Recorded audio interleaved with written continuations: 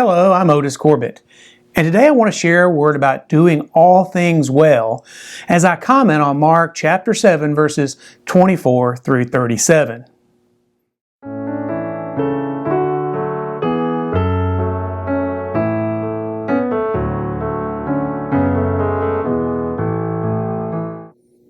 Our scriptures for today come from Mark 7 verses 24 through 37. From there he set out and went to the region of Tyre. He entered a house and did not want anyone to know he was there. Yet he could not escape notice. But a woman whose little daughter had an unclean spirit immediately heard about him, and she came and bowed down at his feet. Now the woman was a Gentile of Syro-Phoenician origin. She begged him to cast the demon out of her daughter. He said to her, "Let the children be fed first, for it is not fair to take the children's food and throw it to the dogs." But she answered him, "Sir, even the dogs under the table eat the children's crumbs." Then he said to her, "For saying that, you may go. The demon has left your daughter." So she went home, found the child lying on the bed, and the demon gone. Then he returned from the region of Tyre and went by the way of Sidon toward the Sea of Galilee, in the region of the Decapolis. They brought him a deaf man who had an impediment in his speech, and they begged him to lay his hand on him. He took him aside in private, away from the crowd, and put his fingers into his ears. And he spat and touched his tongue. Then he looked up to heaven. He sighed and said to him, "Ephphatha," that is, be opened. And immediately his ears were opened, his tongue was released, and he spoke plainly. Then Jesus ordered them to tell no one. But the more he ordered them, the more zealously they proclaimed it. They were astounded beyond measure, saying, "He has done everything well. He even makes the deaf to hear and the mute to speak."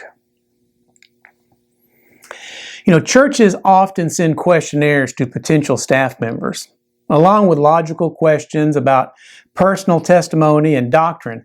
Some of the questions can seem to be a little strange at times. One pair of questions I saw once asked in succession, "How would you describe yourself?" and "How would your peers describe you?"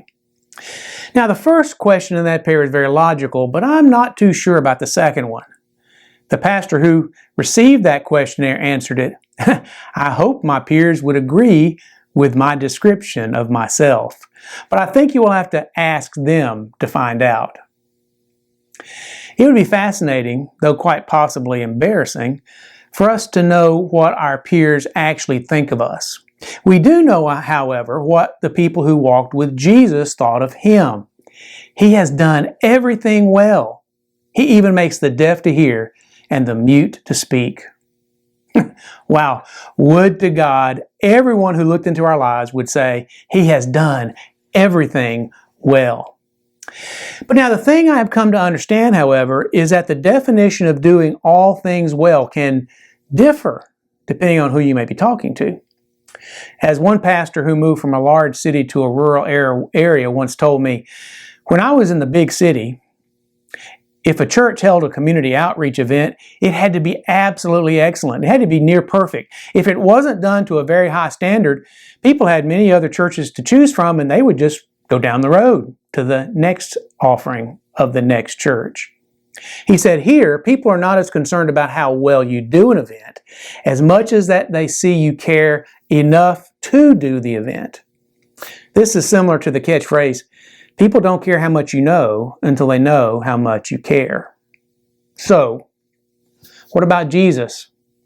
Why did he seem to be hiding his light under a basket? Well, simply this: Jesus did not come to heal people.